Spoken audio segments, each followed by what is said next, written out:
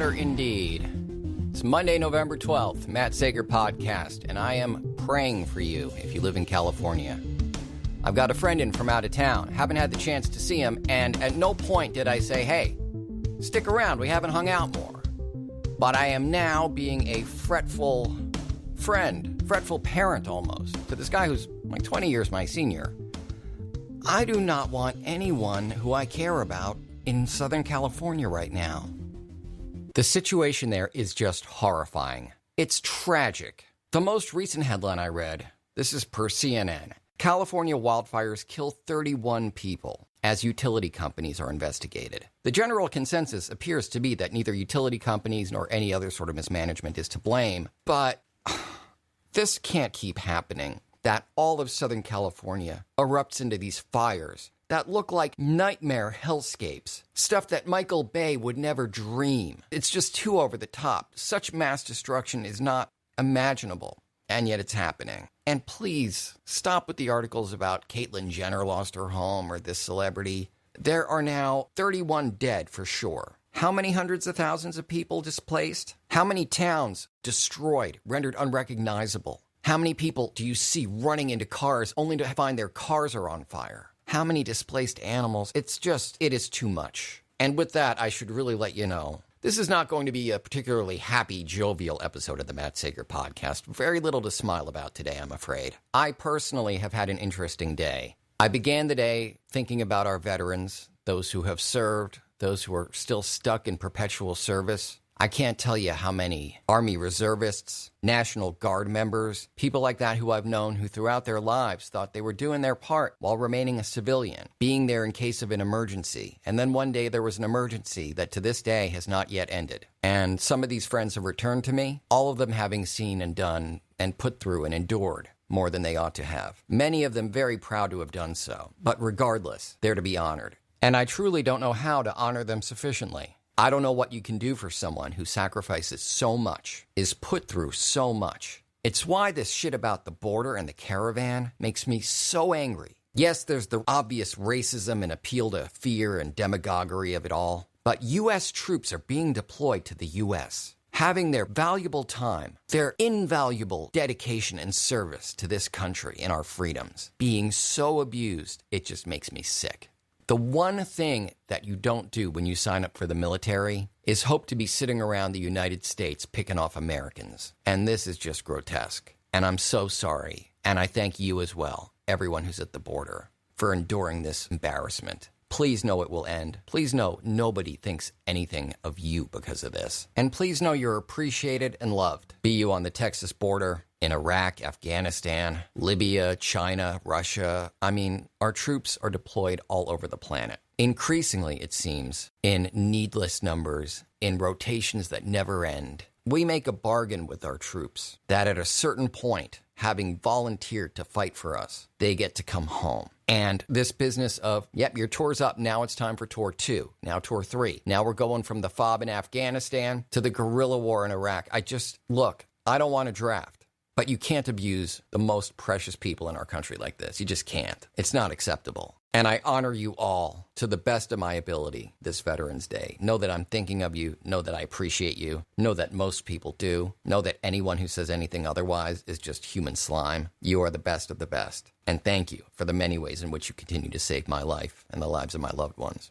So I began today thinking about Marvel Comics as well as Veterans Day because, see, there's been this deal where for the past couple of weeks, first I received a ton of emails about 2, maybe 3 weeks ago saying, Matt, we love your TV recaps. The only TV show I'd been recapping prior to this had been Better Call Saul. But Daredevil Season 3 had debuted on Netflix, and people were saying, hey, Matt, start recapping Daredevil. And I thought, oh, well, cool. I kind of like these big production pieces where I pull clips, summarize the shows. It's very fun for me. It was really fun with Saul. It was a little less fun with Daredevil, but it was still quite enjoyable. But I began to wonder, is this tenable? Because the thing about Better Call Saul is there was one episode, I believe there were 10 in total for season 4, And it was one episode per week, and I started recapping them about halfway through. I had to take a break because during 1 week when I wanted to recap and pull clips, I'd bought the season pass from Amazon, and Amazon didn't post the video in time, so instead I did a rant about Amazon. But generally speaking, Better Call Saul aired Mondays, and I would recap it Tuesdays, and that was a lot of fun for me. It was like a weekly ritual. It will be so again when Season 5 rolls around.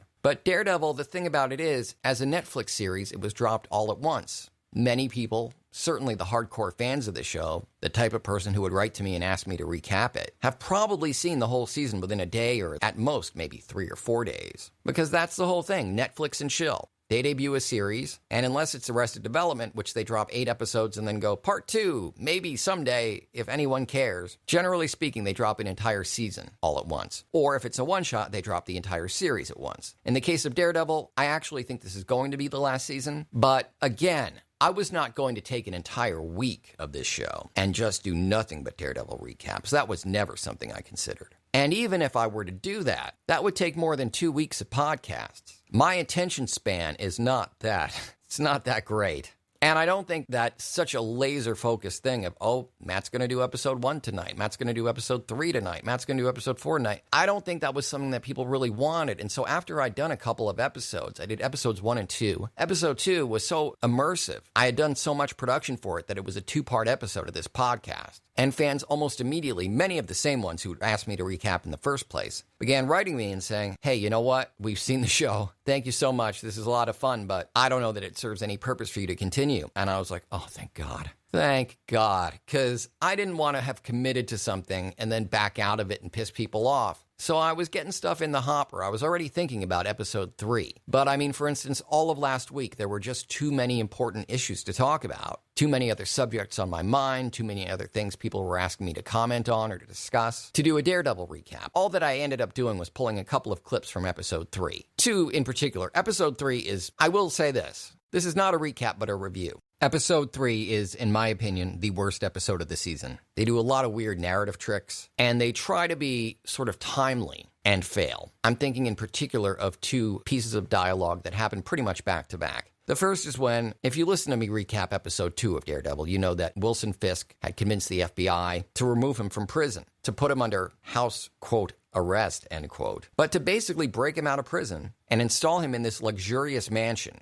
just a palace, that they had seized from a white-collar criminal. And at the end of that episode, word got out. They had tried to do the whole thing very, very quietly. But during transport, someone tried to take Fisk out, so it was very loud, very noisy, and everyone came running and saw that Wilson Fisk was being escorted by armed guards, members of the FBI, cops, into this palace. And so you hear a couple of things in episode 3 that I know were meant well. I really do. But there are story editors who watch for stuff like this and go, this doesn't read right. And someone didn't do that in this case. Someone didn't do that with any of this episode because there's this whole narrative device in which Matt Murdock appears to be hallucinating auditorily. It's very strange. But the tone-deaf dialogue comes here. The unwashed masses, the crowds, the press, have discovered that the feds removed Wilson Fisk, a mass murderer who went down on 5 RICO counts, I believe, and they're guarding him in this mansion of his. So first, a crowd gathers, a big throng, and they chant, "Lock Fisk up."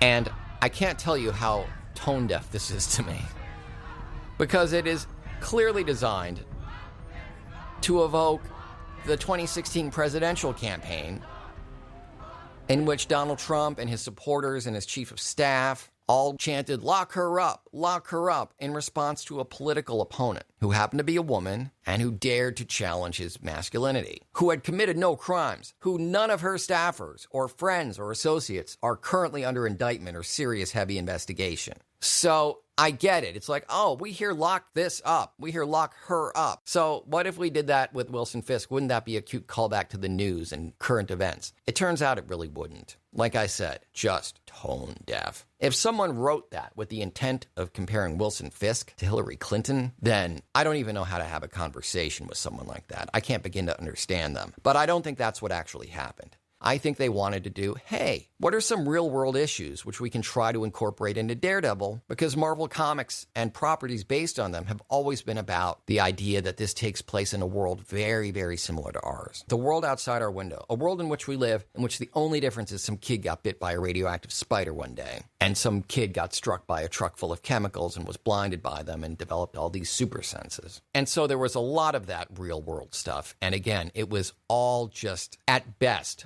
I'll give it a pass and call it tacky. Here, Karen Page, now a journalist, at one time a law partner with Matt Murdock and Foggy Nelson. She has stumbled upon this horrific, terrifying story for her in particular because, of course, as someone who was very deeply involved with Matt Murdock, who was Daredevil, particularly in the first season, she dealt directly with Wilson Fisk and felt and experienced and suffered from his cruelty and evil up close, is still probably quite traumatized by it. She goes to this FBI Special Agent Nadim, who Fisk had suckered into removing him from prison and installing him in this mansion, and she calls him on it, and he goes to yet another catchphrase you hear all the time that, again, I get it. Oh, yeah, that's just like real life, but poorly done. You're the agent who released Wilson Fisk? Fisk has not been released. That's fake news. Yeah, fake news. That term is used enough, and it is used incorrectly enough that we really don't need Marvel or Netflix or Daredevil or any of these writers involved. That does not make the show relevant. That does not propel it into the real world. If anything, it is very jarring and removes you from this fictional experience, which, look, Daredevil is probably peak superhero TV. It is quite engrossing and quite realistic. But it's only when they go out of their way to go, let's get super topical and realistic, that you go, oh shit, I'm watching a comic book show. And it's a bit of a buzzkill. But anyway, the fans got in touch with me. Again, this includes just about every fan who'd asked me to recap to begin with and said, look, we're really not benefiting from any more. Look, the 2 episodes you did, or really the 3 episodes of this podcast you did, were great. But now we've watched the entire season twice. And it was a massive relief because having committed to something, I didn't want to back out. But if you're going to ask me to, and I want to, and we're all on the same page, then that's a beautiful thing. And I was going to tie that in to a comic I read last week. The truth is I don't have the time or money to do a lot of comics reading the way I would like to.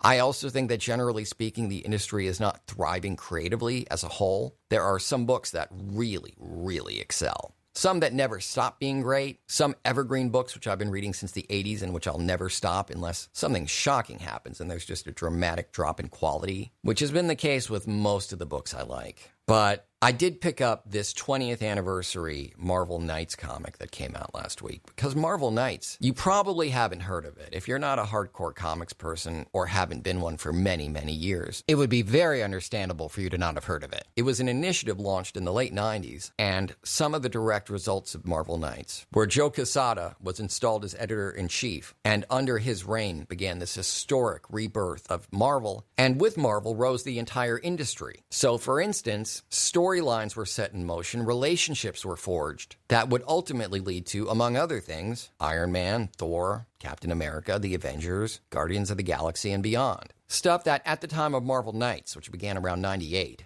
would have been unfathomable, like, a comic movie, come on, are you serious? Yeah, because the last time we did that, it worked out so great. Nicolas Cage is still in therapy from that awful wig they gave him for that aborted Tim Burton Superman movie, come on. Comic book movies? Oh, right, because you struck it so big with the Fantastic Four and Roger Corman back in 94. Please. And yet, no franchise makes more money. No franchise has better quality. And many of these franchises, they draw stories that were directly put in place, either at the time of Marvel Knights or by people who emerged from Marvel Knights. Marvel Knights encompassed, among other things, a relaunch of Daredevil, written by Kevin Smith. As is not uncommon with Smith in comics, he did a very, very good job at taking the best parts of the character that he'd grown up with, that he remembered. And he knew the character from A to Z, from when he was just this happy, goofy, hey, look at me, I'm blind guy, when he debuted, and as he was in much of the 80s and 90s. And also the Frank Miller stuff, where he got very real. Frank Miller wanted to be a noir writer, and he succeeded. I don't know if he realized how well he succeeded, whether he just thought he was taking his influences and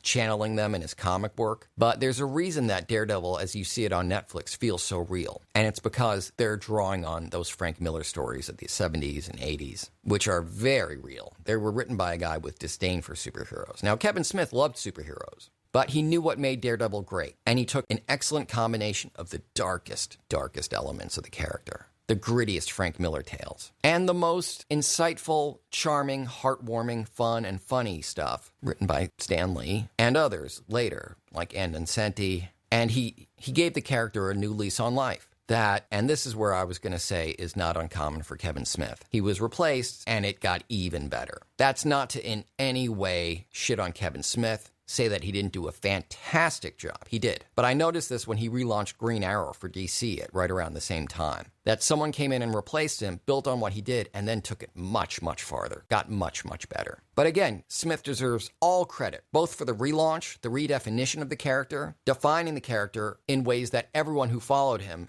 would adhere to. And also, to be fair, again, this was a time in which comics and films, the distance between them culturally, as far as respect goes, could not be wider. So it made headlines when Kevin Smith was doing Daredevil. It's like, you could pick up a newspaper from that time, and it'd be, bang, zoom, filmmakers doing comics? What? Yes, legendary, iconic filmmaker has reduced himself to doing comics, stuff like that. Insulting stuff, but stuff that eventually, with time, people got it. Kevin Smith was a more obvious choice than most because he'd made it very clear in any interview he'd done and in many of his films that comics were his true love, or among his many true loves, that he had as deep an affection for comics as he did anything else in this world, barring, of course, his family. So, in light of all that, I was very disappointed by this 20th anniversary Marvel Knights comic, and I was going to do a bit of a rant on that, but Stan Lee died today.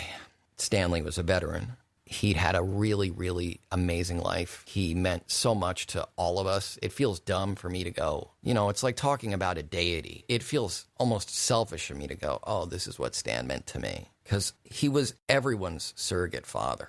I grew up in a generation where parents were like, yeah, we can have kids, and then just ignore them. And I couldn't really overstate.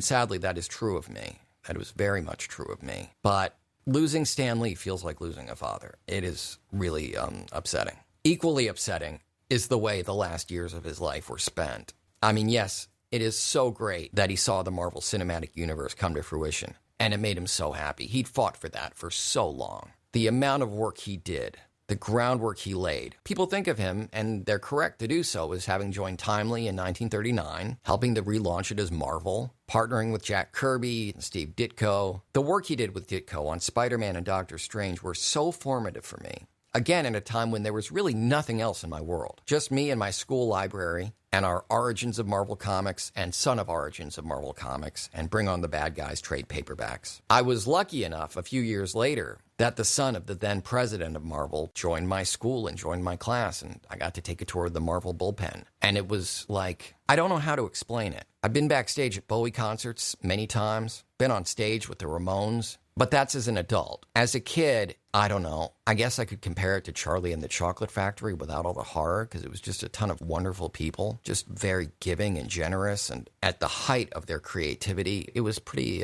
intense. But the work that he did with Ditko had such an impact on me, and I'll be honest with you, I have a memory of reading my first ever anything, the first time I ever read, and it is not flattering to Stan Lee or anyone else. It's just a fact. But it is a fact that speaks to his ubiquity and his importance. The first thing I ever read, as far as I can recall, and it left a real imprint on me for reasons that will become very clear very quickly, was one of these awful licensed children's books based on Marvel characters. I don't remember the title of the book, but it was a Spider-Man book. And it was a very simple plot because it was for very simple people like me. It was for little kids. But it was so racist. Like, Mary Jane was kidnapped, I believe, by two Asian people named, and I'm just quoting the book. I want to make that real clear. I'm not having any kind of racist fun. Mary Jane was abducted by two Asian characters named Egg Drop Soup and Wonton Dupe. By the way, this is one of the many reasons that when people like Megyn Kelly go, "What? Blackface was totally normal when I was a kid," my blood just boils. Because by the time I was old enough to meet an Asian person, I knew that they were not racist caricatures, and that whoever had written this book had perverted not only Stan Lee's message, which was one of tolerance for everyone. Read about the way he came up with the X-Men and what was on his mind. If you think in the 80s it was a metaphor for you as an outcast or a nerd or a minority, you're right. That is built into the X-Men's DNA, even after it was canceled for several years and relaunched by Chris Claremont with an entire new cast of characters. That message that everyone has their place, everyone is perfect, everyone's a hero, was Stan's one of his defining traits. Obviously, others zoomed in on other characteristics of him. One of the few books I have been keeping up with this year in comics is Tom King's spectacular Mr. Miracle, who's one of my favorite characters. And when Tom King's writing stuff I like, I usually really love it. That has been the case with Mr. Miracle, which prominently features a character created by Jack Kirby, who also created Mr. Miracle, a character named Funky Flashman, a gregarious, showboaty, flamboyant, a little hokey, a little corny, and obvious, depending on what day of the week it was, because the relationship between Kirby and Lee, well, Lieber was his real name, Stanley Martin Lieber, was a very complicated one. So depending on your point of view, depending on what was really going on between the two at the time, depending on what Kirby was really feeling at the time, and I think this might have changed throughout Funky Flashman's various appearances, he could have been considered either a dig at Stan or a friendly, funny homage. You know, my friends and I make ruthless fun of one another, and it's not because we're in a fight with one another usually or because we've got some creative disputes that are unresolved. It's because we love each other. And Stan Lee loved just about everybody. I don't know of any story in which he was approached and did anything other than say, get over here, face front, true believer, Excelsior, take a picture with me, I love you. I know that that's certainly rare now, that kind of everyman humbleness, humility, but it was rare then too. Stan was a really unique guy, and I don't know what happened between him and Jack Kirby. I know what both parties have alleged. I don't know what happened with him and Steve Ditko, who's worked together on Doctor Strange. Again, picture a kid, it's the 70s. The most popular thing on TV in your age demo is a cartoon that mocks the handicapped, that mocks a blind man who hurts himself and others. And you've got no family, no friends to speak of, and you're just trying to find your way out of this dark, dank, depressing world. And you go to the library, pick up Origins of Marvel Comics. Or it could have been Son of Origins, we did have both. And you see their first work together, Lee and Ditko, on Doctor Strange. And suddenly, you know, people talk about those books as being psychedelic. They were certainly mind-expanding. I really remember the feeling of, oh my God. I'm aware that these are fictional characters and fictional settings, but there is a world in which people get to be so creative that they get to create something like this. That in turn expands your mind and sets you down a creative path. That is incredible. Those stories, as well as Stan's work with Kirby, his other work with Ditko, of course, Spider-Man, changed my life very dramatically. The Ditko situation, I know no more about than I do the Kirby situation. I do know it's a lot more complicated because Ditko was a very complicated man. I know that they had serious disputes, and that some of them may have been Lee's fault. I never knew how to take all that because I didn't know either Lee or Ditko, even though Lee made everyone feel as though they were his close personal friend. And it was difficult to side with Ditko, not only because Lee was such a nice man, and so much of his writing was so personal. Hey, it's Stan the man talking to you. Yes, you. That when people would accuse him of, as these two partners of his did, taking something from them creatively. I'm sure it's nuanced, but he was such a font of creativity that some of these allegations were just very difficult for me to accept. It is certainly possible for me to accept that there was something called the Marvel method, and that depending on where you stand, you could think very poorly of it, and books that used its template in their creation, which all of Stan Lee's writing did. The deal was that the writer would create a plot and then give it over to the artist and say, here's the plot. Thor goes to Asgard, Loki kicks Thor in the nuts, then Ragnarok happens, then Thor goes to Ohio and saves a dog. And the artist would draw this. And in so doing, really flesh out a story. To be fair, panel after panel, page after page, in just the right sequence so that when you get to the bottom of the right page, you're like, oh my God, I gotta turn the page. Now it's Ragnarok? And then they'd give that to Stan, who would then insert the dialogue, the captions. And some artists really chafed under that system and said, hey, wait a second. I took a 2-paragraph story that said Thor goes to Asgard, Loki kicks him in the nuts, Ragnarok happens, Thor comes back to Earth and saves a dog. And I turned it into a 22-page comic. I deserve to be co-creator, co-writer, etc. I don't have an opinion on that. I'm not equipped to. I will say about Ditko that he was a very odd character. He was an extreme objectivist. I know that he felt robbed by Stan Lee of being credited with the creation of Spider-Man, but I know that one of the things they were fighting about right before Ditko quit Marvel forever was that it was the Vietnam War and there were student protests going on at Empire State University where Peter Parker went to school. And Spider-Man would swing by sometimes and try to prevent riots and fights between the students and the cops. And I know that Ditko was pretty firmly of the belief that Spider-Man should be taking these hippie students and throwing bricks at them, because that is what Ayn Rand teaches you. That's what objectivism is all about. If you've watched The Watchmen, or if you've read The Watchmen, the character of Rorschach was based on a Ditko character. A couple of them, actually. One called The Question, who lives on at DC Comics. And another character who was much less famous and successful, but who Ditko had much more affection for. Who Ditko felt was the greatest realization of his own personal values on the printed page. It was the perfect expression of his worldview. A character called Mr. A, who said A is A, and B is B, white is white, and black is black. If you're a villain, you get dropped down an elevator shaft.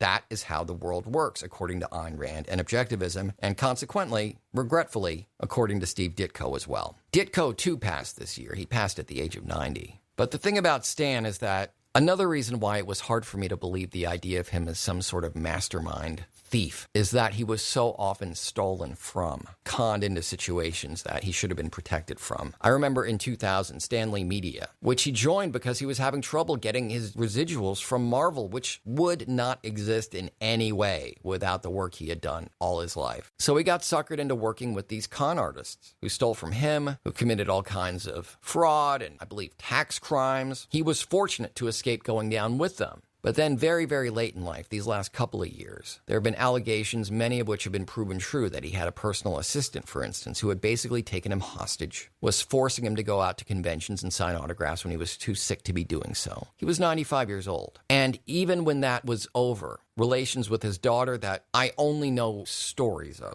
I don't know the truth of it, but it seems to me that after his wife Joan passed, who meant so much to him, who he based Mary Jane Watson on, that life for him was just a series of people finding ways to exploit him, profit off of him, torment him. And it just, oh God, I didn't want to get this way. It's just, he deserved so much better. I think he was happy these last couple months, but it was only a few months ago that he had to successfully sue, along with his daughter, for elder abuse against this ex-manager of his. And my understanding is that even with the manager out of the picture, the truth is relations with him and his daughter were not great. And so this guy who deserved all the happiness in the world, this guy who brought so much joy to so many people, I just think he deserved the same, if not more. That is how it typically works. When you're a big creator and you make a lot of people happy, and you've been doing so since the 1930s. Typically speaking, you build up this bank of goodwill that the world showers back on you in return for all you've given it. And, you know, Stanley was not poor. Stanley was not homeless. But he was never treated the way he should have been. And I'm sorry. He did make an amazing cameo, which I was going to pull a soundbite of it, but it's a bit of a spoiler, so I won't. But I will say that if you play the Spider-Man PS4 game, which I talked about last week on a much happier note, you do get to see a wonderful Stanley cameo, as you do with everything Marvel. I mean, not anymore, but as we were fortunate enough to have done for the past several years. Anything with a Marvel name had a Stanley cameo, and it was only right that it would be so. So I can't continue to be this morose and do a podcast tonight. I apologize. I really hope I didn't bum you out, but I'm guessing that if you're listening to the show tonight, you're feeling a lot of the same things. And so if we could commiserate together, if I brought you any comfort, if I did anything to honor Stan and to honor veterans, if in any way, I know I'm not that important. I know there's nothing I can do to make things better for California. But just know that veterans, creators, civilians living in California, people care about you, people are concerned about you, people are quite concerned for you. And people love you and want you to do well and be well. And with that, before I just go full on crying on a podcast, which I've determined to never do, I'm signing off for the evening. Get in touch with me via email, matt@mattsager.com, or call 646-535-4788. Hit me up on Twitter and go, you big baby, stop crying, @Matt Sager. On Instagram, Real Matt Sager, and on Facebook, The Matt Sager. Also, I've got a voiceover page there, Matt Sager VO, and this podcast has a page, which is called Matt Sager Podcast. I've got many more social media links as well, along with archived back episodes of this podcast, my voiceover reels, more contact information for me, blog posts, articles, and much more. That's all at mattsagervoiceover.com. And check out the links in the description for tonight's podcast episode to check out my Patreon and my merch. I'd like you to check out both and to send me suggestions for how I could improve both. Thank you so much. Have a wonderful evening. Talk to you tomorrow.